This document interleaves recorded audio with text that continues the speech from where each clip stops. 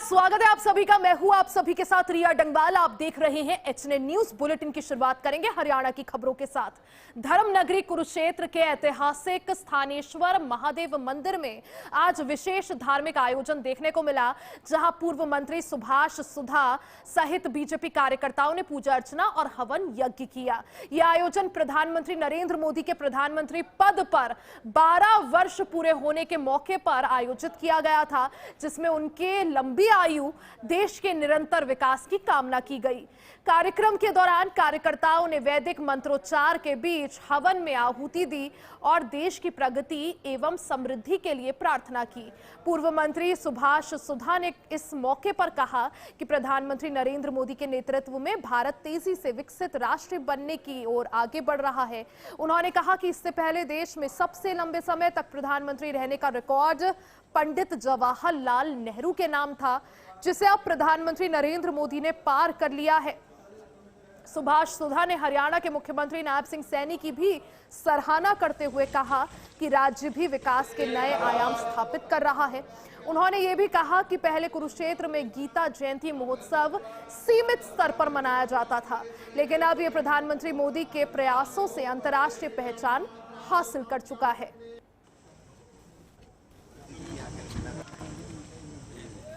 प्रधानमंत्री मोदी ने बतौर प्रधानमंत्री 12 साल पूरे कर लिए हैं। इस मौके पर जगह जगह भारतीय जनता पार्टी कार्यकर्ताओं की तरफ से कार्यक्रम आयोजित किए जा रहे हैं। धर्म नगरी कुरुक्षेत्र की बात करें तो वहां भी ऐतिहासिक स्थानेश्वर महादेव मंदिर में विशेष धार्मिक आयोजन देखने को मिला, जहां पूर्व मंत्री सुभाष सुधा सहित बीजेपी कार्यकर्ताओं ने पूजा अर्चना और हवन यज्ञ किया।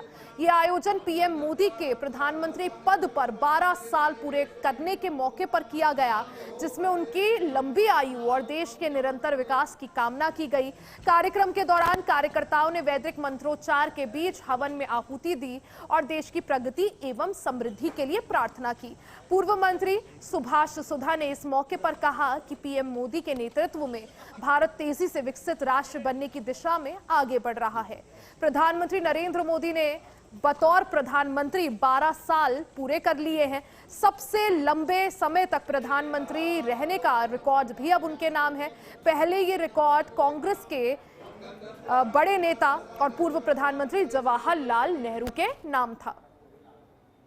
आज देश के यशस्वी प्रधानमंत्री नरेंद्र मोदी जी के मैं कहूँगा 12 वर्ष के जो उन्होंने जो अपना प्रधानमंत्री बने हैं पूरे किए हैं, और उनके लिए आज मैं कहूँगा इस प्रकार से देश के सबसे ज्यादा ये रहने वाले प्रधानमंत्री हैं। इससे पहले जवाहरलाल नेहरू क्या 4398 दिन रहे थे, लेकिन आज के देश के प्रधानमंत्री 4399 दिन ऊपर है। लगातार मैं कहूँगा देश के प्रधानमंत्री आज हमने कामना की है लगातार देश की सेवा करें, जिस प्रकार से उन्होंने सबसे ज्यादा समय तक प्रधानमंत्री रहे और आगे भी हम कामना करते हैं इसी प्रकार से कार्य करते रहे। प्रधानमंत्री नरेंद्र मोदी का रिकॉर्ड तोड़ा है, पंडित जवाहरलाल नेहरू का रिकॉर्ड तोड़ा है हमारा। हाँ, प्रधानमंत्री नरेंद्र मोदी जी ने इस प्रकार से मैं कहूँगा जनता के दिलों को जीता है और एक बहुत बड़ा रिकॉर्ड तोड़ा है। भीषण गर्मी के इस दौर में कैथल शहर में पेयजल की मांग लगातार बढ़ती जा रही है। बढ़ते तापमान के चलते जहां लोगों की पानी की खपत में इजाफा हुआ है, वहीं जन स्वास्थ्य विभाग ने भी स्थिति को देखते हुए पेयजल सप्लाई को बढ़ा दिया है, ताकि शहरवासियों को किसी तरह की परेशानी का सामना ना करना पड़े। विभागीय अधिकारियों के अनुसार गर्मी के मौसम में पानी की किल्लत ना हो, इसके लिए पहले से ही अतिरिक्त प्रबंधन किए गए हैं। नहरी पानी के टैंकों की स्टोरेज क्षमता बढ़ाकर जल भंडारण को सुरक्षित किया गया है, जिससे आपूर्ति को लगातार बनाए रखा जा सके। इसके साथ ही फील्ड कर्मचारियों और अधिकारियों की वार्ड वार विशेष ड्यूटी भी लगाई गई है, ताकि किसी भी तरह की रुकावट या लीकेज की समस्या तुरंत समाधान कर ली जा सके। जन स्वास्थ्य विभाग के एसडीओ गोपाल वैद ने इस दौरान बताया कि गर्मी में सामान्य की अपेक्षा पेयजल सप्लाई बढ़ी है। उन्होंने लोगों से अपील करते हुए कहा कि पानी का साझेदारी और समझदारी से उपयोग किया जा सके और अनावश्यक बर्बादी से बचे। विभाग के पानी की गुणवत्ता, सीवर लीकेज या सप्लाई बाधित होने जैसी शिकायतों के लिए टोल फ्री नंबर भी जारी किया गया है, ताकि समस्याओं का त्वरित समाधान किया जा सके। ये सच है कि गर्मी बहुत ज़्यादा, टेम्परेचर बहुत ज़्यादा हो गया है, जिसकी वजह से पानी की कंजप्शन भी बढ़ गई है, डिमांड ज़्यादा हो गई है। हमारे पास टैंकों में पर्याप्त पानी का स्टोरेज था और जिसकी हम पूरी प्रॉपर सप्लाई दे रहे थे, लेकिन उससे हमने एक कदम और आगे बढ़ते हुए इरिगेशन डिपार्टमेंट से टाई अप करके हमने एक्स्ट्रा पानी छुटवा लिया है नहर के अंदर, जिससे ताकि शहर के अंदर कोई पानी की शॉर्टेज ना हो। वैसे नहर 13 तारीख को आने वाली थी, लेकिन फिर भी हमने स्पेशल रिक्वेस्ट करके पानी छुपवा लिया है और पानी की कोई शॉर्टेज नहीं है। खबर यमुनानगर से है, जहां भारतीय जनता पार्टी के वरिष्ठ नेता और पूर्व मंत्री कंवरपाल गुर्जर ने केंद्र में प्रधानमंत्री नरेंद्र मोदी के नेतृत्व वाली सरकार के 12 साल की उपलब्धियों का विस्तार से बखान किया। उन्होंने कहा कि इस अवधि में देश ने विकास, सुरक्षा, आधारभूत ढांचे और वैश्विक स्तर पर अपनी प्रतिष्ठा में उल्लेखनीय प्रगति की है। कंवरपाल गुर्जर ने कहा कि प्रधानमंत्री नरेंद्र मोदी के नेतृत्व में भारत आज पहले की तुलना में कहीं ज्यादा मजबूत और आत्मनिर्भर हुआ है। उन्होंने दावा किया कि देश की सैन्य क्षमता में भी अभूतपूर्व वृद्धि हुई है। भारत आज दुनिया के सामने आत्मविश्वास के साथ खड़ा है। उन्होंने विशेष रूप से ऑपरेशन सिंदूर की सफलता का उल्लेख करते हुए इसे भारत की बड़ी उपलब्धि बताया और कहा कि इसकी सराहना वैश्विक स्तर पर की जा रही है। इसके साथ ही उन्होंने संगठनात्मक मजबूती पर भी जोर दिया और नवनियुक्त प्रदेश अध्यक्ष अर्चना गुप्ता की कार्यशैली की सराहना की। उन्होंने बताया कि 13 जून को अर्चना गुप्ता यमुनानगर से संगठनात्मक बैठकों की शुरुआत करेंगी, जिसे लेकर कार्यकर्ताओं में भारी उत्साह देखने को मिल रहा है। आज एक बड़ा खुशी का, बड़ा गर्व का दिन है कि हमारे माननीय प्रधानमंत्री नरेंद्र मोदी जी ने 12 साल से ज़्यादा समय पूरा कर लिया और अभी तक देश के जो प्रथम प्रधानमंत्री आदरणीय जवाहरलाल नेहरू जी, जो देश के पहले प्रधानमंत्री रहे, उन्होंने 12 साल का कार्यकाल पूरा किया था। और उसके बाद नरेंद्र मोदी जी दूसरे ऐसे प्रधानमंत्री हैं और इस मामले में पहले प्रधानमंत्री है जिन्होंने उस रिकॉर्ड को तोड़ के उससे ज़्यादा समय पूरा कर लिया। और जिस प्रकार से उनके देख रेख में देश ने तरक्की की, हर फील्ड में तरक्की की, किसी एक फील्ड में नहीं, हर फील्ड में उन्होंने तरक्की की। अगर गरीब आदमी की बात देखोगे तो चाहे शौचालय बनाने की बात है, चाहे आयुष्मान देने की बात है, चाहे प्रधानमंत्री आवास योजना की बात है, चाहे जनधन योजना की बात है, चाहे उज्ज्वला योजना की बात है, चाहे विद्युत पूर्ति की बात है, यानी कि हर चीज में बहुत बड़ी प्रगति देश ने की है। पलवल में हरियाणा सरकार के युवा सशक्तिकरण एवं उद्यमिता, कानून एवं विधायी तथा खेल राज्य मंत्री गौरव गौतम ने नगर परिषद द्वारा लगभग 1 करोड़ 33 लाख रुपए की लागत से तैयार की गई भगवान श्री कृष्ण अर्जुन के रथ और शंख की भव्य प्रतिमा का लोकार्पण किया। ये प्रतिमाएं महर्षि दयानंद चौक पर स्थापित की गई है, जहां बड़े स्तर पर सौंदर्यीकरण कार्य भी किए जा रहे हैं। इस मौके पर मंत्री गौरव गौतम ने कहा कि ये परियोजना न केवल शहर की सुंदरता को बढ़ाने का कार्य करेंगी, बल्कि पलवल की सांस्कृतिक और ऐतिहासिक पहचान को भी नई ऊंचाइयों तक पहुंचाएंगी।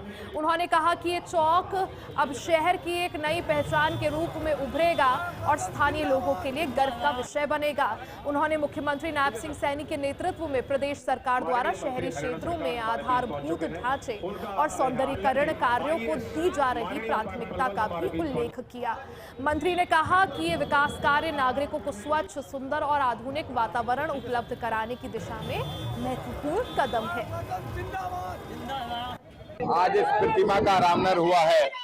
भगवान श्री कृष्ण और अर्जुन जी को संदेश दे रहे हैं कि किस प्रकार से विजय की तरफ आगे बढ़ना चाहिए।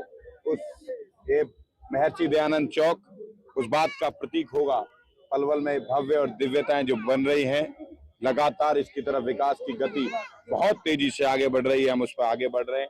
हमारा जो संकल्प और प्रयास है, जो हमने पलवल की पूजनीय जनता जनार्दन से वादा और संकल्प किया है, उसकी तरफ हम आगे बढ़ रहे हैं। खबरें और भी हैं, वो भी आप तो चला एक छोटे से ब्रेक का फौरन वापस आएंगे। बने रहे हमारे साथ।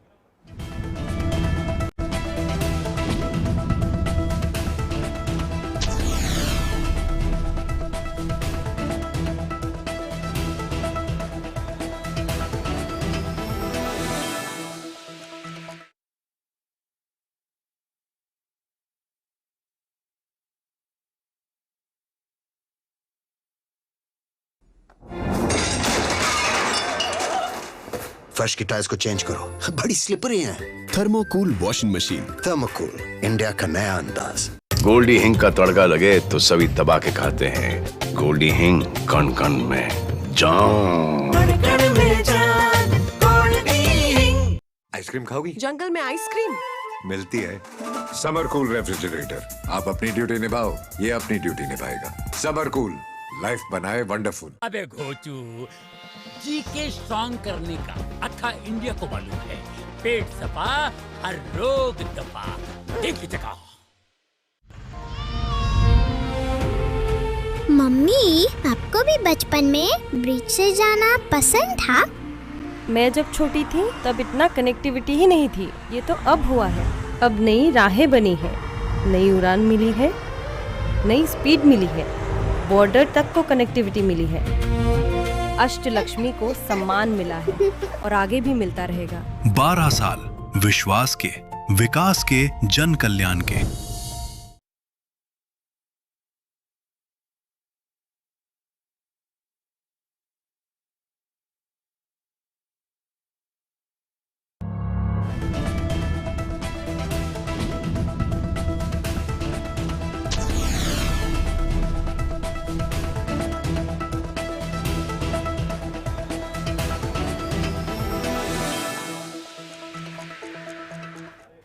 और एक बार फिर से आप सभी का स्वागत है। खबरों में आगे बढ़ते हैं। फरीदाबाद में एक सीवरेज ट्रीटमेंट प्लांट में सफाई के दौरान दम घुटने से 2 ममेरे भाइयों की मौत के मामले में गंभीर एक मोड़ ले लिया है। इस दर्दनाक हादसे के बाद हरियाणा सफाई कर्मचारी आयोग ने कड़ा रुख अपनाते हुए दोषियों के खिलाफ सख्त कार्रवाई के निर्देश जारी किए हैं। आयोग के चेयरमैन ईश्वर सिंह पलाका ने घटना पर गहरा दुख व्यक्त करते हुए कहा कि बिना सुरक्षा उपकरणों के कर्मचारियों को सीवरेज टैंक में उतारना सुप्रीम कोर्ट के स्पष्ट निर्देशों का गंभीर उल्लंघन है। उन्होंने इसे पूरी तरह लापरवाही पूर्ण और गैर कानूनी कार्य करार दिया। उन्होंने बताया कि इस मामले में जिम्मेदार ठेकेदार के खिलाफ सख्त कार्रवाई की जाएगी और उसे ब्लैकलिस्ट करने की प्रक्रिया भी शुरू कर दी गई है। साथ ही राज्य के सभी नगर निगमों और नगर पालिकाओं को पत्र जारी कर निर्देश दिए जाएंगे कि ठेकेदारों द्वारा सुरक्षा नियमों की सख्ती से पालन सुनिश्चित की जाए, ताकि भविष्य में इस तरह की घटनाओं की पुनर्अवतरित ना हो सके। चेयरमैन ने यह भी कहा कि आयोग पीड़ित परिवार को हर संभव सहायता दिलाने के लिए पूरी तरह प्रतिबद्ध है और सरकार की ओर से नियम अनुसार आर्थिक सहायता भी उपलब्ध कराई जाएगी।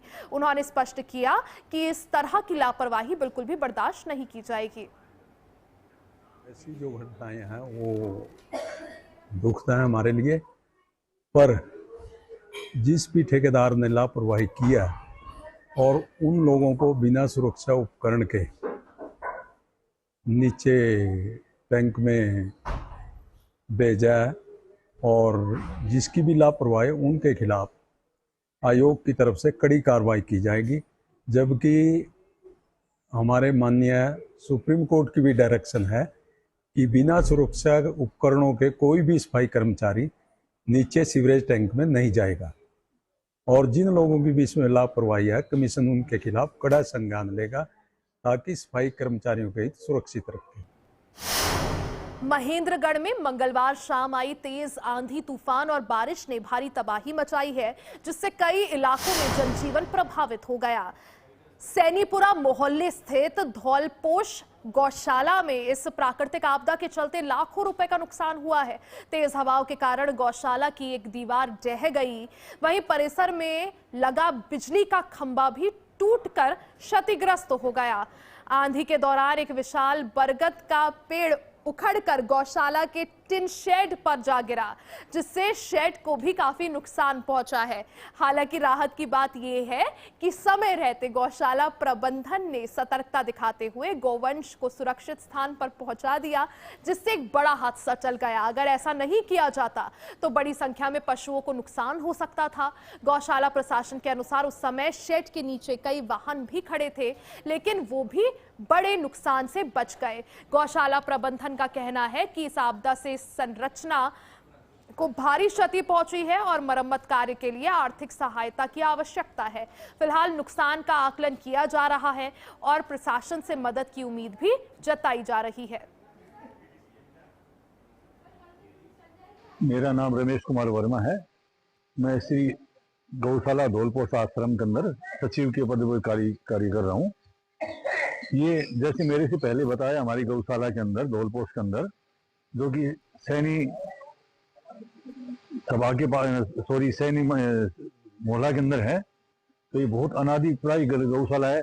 वास्तव में देखा जाए तो सही माने में गौशाला तो हमारी है, जिसके पास में 700 से अधिक गायें हैं, 180 के करीब नंदी है। और इस गौशाला का हमें पर्यावरण की वजह से देखा, बड़े बड़े ऊंचे ऊंचे पेड़ हैं यहाँ पर, पीपल के, शीशम के, सीरस के, बहुत सारे पर्यावरण कीकर के बड़े बड़े पेड़ हैं। तो ये था तो हमें लाभ के लिए था कि हमारी गौ माताएं इसकी छाया में बैठेंगी। समस्या यही, आंधी तूफान आने के कारण पेड़ गिरे, पोल गिरे, बिजली के खंभे गिर गए। और जैसे हमारा साइड था, उसके अंदर ही एक ये सिरस का पेड़ था बड़ा भारी, वो गिर गया, जड़ से उखड़ गया, और वो उसने 3 साइड को पाड़ के कैंपर के ऊपर गिरा।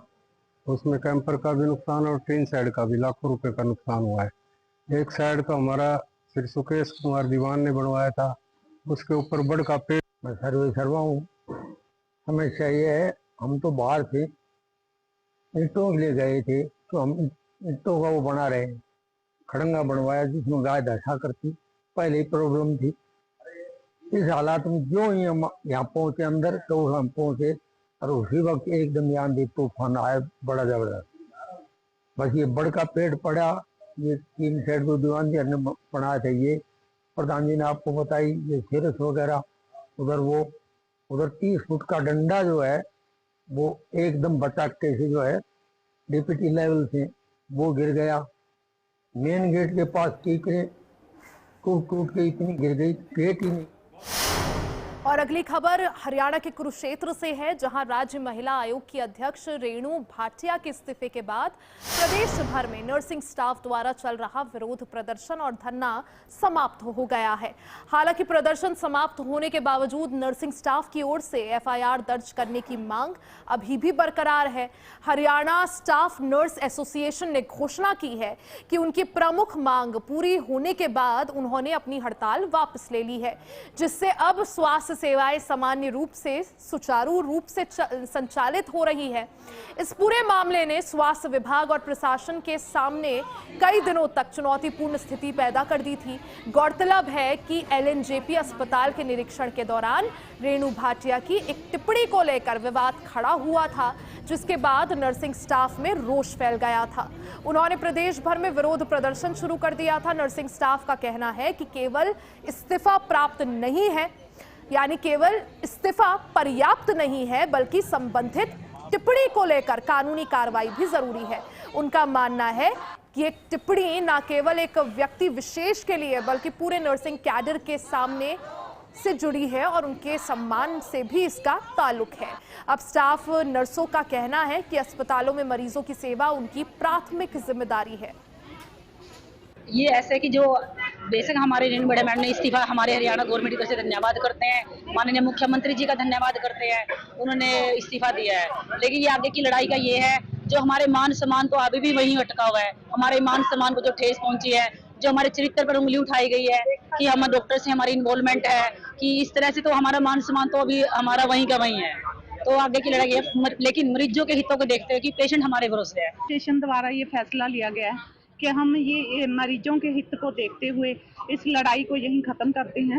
लेकिन मानहानि जो उन्होंने हमारे लिए बोला है, हमारे लिए अपशब्द बोले हैं और असंवैधानिक भाषा का प्रयोग किया है, उसके विरुद्ध हमारी जंग जारी रहेगी। आज हम उनके खिलाफ एफआईआर दर्ज करवाएंगे। गुरुग्राम में स्क्रैप के ठेके को लेकर बड़ा गैंग वॉर सामने आया है। पथरेड़ी गांव स्थित अंसल पाइनियर सिटी की साइट पर उस समय अफरा तफरी मच गई, हड़कंप मच गया, जब दो पक्षों के बीच विवाद अचानक से हिंसक झड़प में तब्दील हो गया। बताया जा रहा है कि स्क्रैप के काम को लेकर चल रहे विवाद ने इतना तूल पकड़ लिया कि दोनों गुटों के बीच सरेआम फायरिंग शुरू हो गई, जिससे पूरे इलाके में दहशत फैल गई। चश्मदीदों के अनुसार काले रंग की गाड़ियों में सवार होकर आए हथियारबंद लोगों ने साइट पर पहुंचकर दूसरे पक्ष को निशाना बनाया और कई राउंड फायरिंग की। इस दौरान वहां खड़ी कई गाड़ियों में जमकर तोड़फोड़ भी की गई, जिससे वाहनों के शीशे टूट गए और साइट पर मौजूद कर्मचारियों में भगदड़ मच गई। घटना की सूचना मिलते ही बिलासपुर थाना पुलिस मौके पर पहुंची, लेकिन उससे पहले ही हमलावर वहां से फरार हो गए थे। पुलिस ने घटनास्थल का निरीक्षण कर साइट पर पुलिस पहुंची, घटनास्थल का निरीक्षण किया, सबूत जुटाए और आसपास लगे सीसीटीवी कैमरों की फुटेज खंगाली जा रही है ताकि आरोपियों की पहचान की जा सके। फिलहाल पुलिस ने स्थिति को नियंत्रण में कर लिया है और मामले की गंभीरता से जांच जारी है।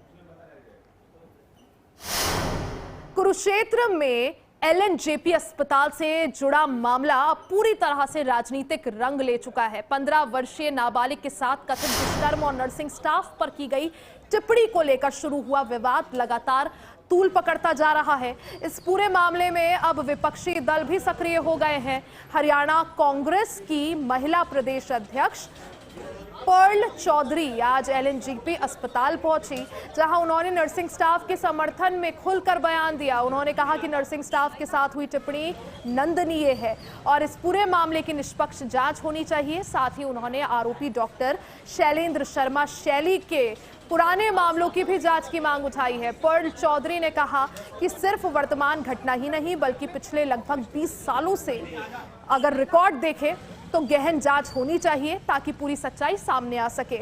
उन्होंने ये भी सवाल उठाया कि डॉक्टर की नियुक्ति में किसकी भूमिका रही है, कौन कौन लोग इस मामले से जुड़े हैं, इसकी भी विभागीय जांच जरूरी है। उन्होंने पूर्व राज्य महिला आयोग अध्यक्ष रेणु भाटिया के इस्तीफे को स्वागत योग्य बताया। इसमें पूरे प्रदेश में पूरे डिपार्टमेंट है उसको शर्मसार किया है और यहाँ पे आज हम पहुँचे हैं। कल रेणु भाटिया जी मेरे साथ डिबेट में थी, मेरा उनसे सीधे सीधे 2 सवाल थे जिसपे वो डिबेट छोड़कर चले गए। पहला सवाल था डॉक्टर शैलेंद्र शैली जी की नियुक्ति पर कि 2017 में भी इस तरह का मामला उनके सामने आया था, किस तरह से उनको क्लियरेंस मिला, उन पे और भी केसेस थे, फाइनेंसेस के एम्बेजलमेंट के भी केसेस थे, किस तरह से उनको क्लियरेंस मिला। राष्ट्रीय जनतांत्रिक गठबंधन के सहयोगी दलों की अहम बैठक को लेकर राजनीतिक हलचल तेज हो गई है। इसी कड़ी में हरियाणा के मुख्यमंत्री नायब सिंह सैनी दिल्ली पहुंच गए। राजधानी में आयोजित इस बैठक में एनडीए के विभिन्न घटक दलों के नेता भी शामिल हुए। बता दें कि प्रधानमंत्री नरेंद्र मोदी के नाम के साथ एक और कीर्तिमान जुड़ गया है। पीएम मोदी ने केंद्र में 12 साल पूरे होने के साथ ही भारत के सबसे लंबे वक्त तक यानी लगातार 4,399 दिनों तक चुने हुए सरकार के प्रमुख के तौर पर एक बड़ी उपलब्धि हासिल की है। इस उपलब्धि का जश्न मनाने के लिए इस बैठक का आयोजन किया गया था, जिसमें पीएम मोदी के सम्मान में प्रस्ताव भी पारित हुआ। इस दौरान एनडीए के कई नेताओं ने पीएम मोदी का सम्मान किया। वहीं पीएम मोदी की इस उपलब्धि के सम्मान में एनडीए के सभी नेताओं ने खड़े होकर तालियों के साथ उनका अभिवादन किया। इसी के साथ हरियाणा की खबरों में फिलहाल के लिए बस इतना ही। बने रहे हमारे साथ, देखते रहे HNN न्यूज़।